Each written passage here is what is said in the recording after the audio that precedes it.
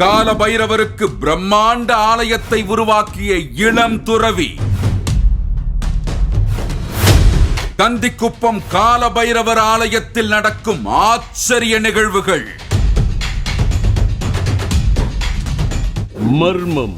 கிருஷ்ணகிரி மாவட்டத்தில் சென்னை செல்லும் நெடுஞ்சாலையின் ஓரத்தில் கால பைரவர் ஆலயத்திற்கான நுழைவாயில் காண கிடைக்கிறது. கந்திக்குப்பம் என்று இந்த பகுதி அழைக்கப்படுகிறது. அந்த நுழைவு வாயிலின் வழியாக சுமார் 2 கிலோமீட்டர் பயணித்தால் கால பைரவர் ஆலயம் வருகிறது.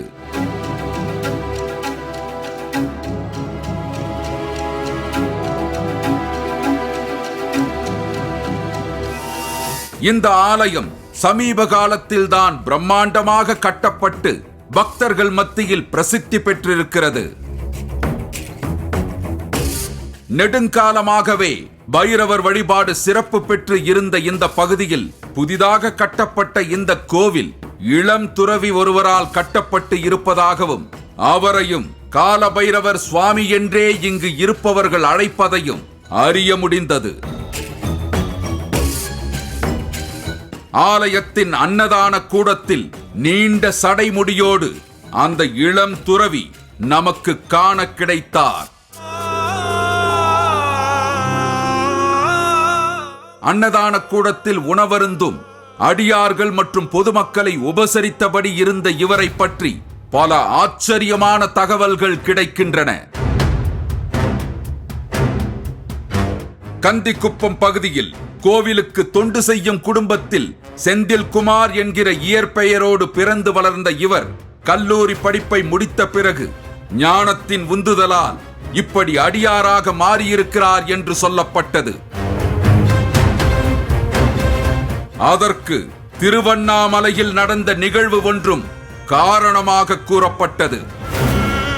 தன்னுடைய கல்லூரி காலங்களிலேயும் கல்லூரி கல்வியை கற்று தேர்ந்த பிறகு ஒரு நாள் கனவிலே யாரோ அழைப்பது போன்ற ஒரு கனவு வர விடிந்து அவர் வீட்டிலே இருந்து புறப்பட்டு நடைபயணமாக திருவண்ணாமலையை சென்று அடைந்தார் என்று சொல்ல கேட்டோம். ஒரு வயதான தோற்றத்தில் உடைய பெரியவர் ஒருவர் வந்து இங்கு ஏன் அமர்ந்திருக்கிறார் என்று நம்முடைய சுவாமிகளை பார்த்து கேட்டிருக்கிறார்.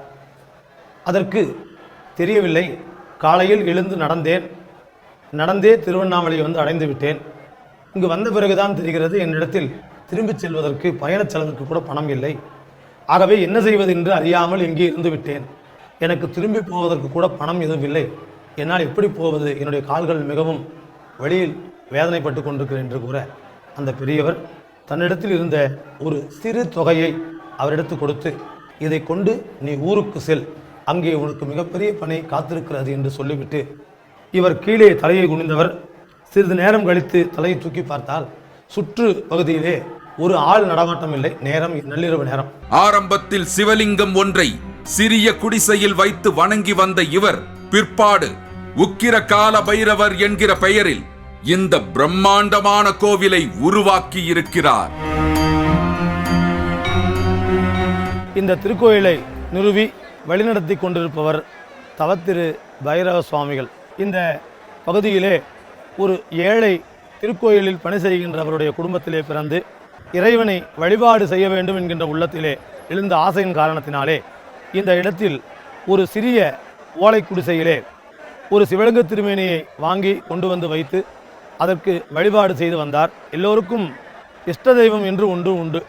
அந்த தெய்வம் நம்முடைய பைரவ சுவாமிகளை ஆட்கொண்டது உக்கிரகால பைரவர் என்னும் சொல்லக்கூடிய சிவபெருமானினுடைய 8 மூர்த்தங்களுள் ஒன்று வைரவக் கடவுள். அந்த வைரவக் கடவுளை தன்னுடைய மானசீக தெய்வமாக கொண்டு வழிபாடு செய்து வந்தார். இந்த பகுதியில் வாழ்கின்ற பக்தர்களெல்லாம் ஒன்று கூடி இந்த திருக்கோயிலை அமைய அரும்பாடுபட்டு இந்த திருக்கோயிலை சீர்மிகு எழிலார்ந்த கோயிலாக அமைத்திருக்கின்றார்கள் என்பது நாம் இந்த கோவிலை ஒரு முறை வந்து பார்க்கும் பொழுது தெரியும்.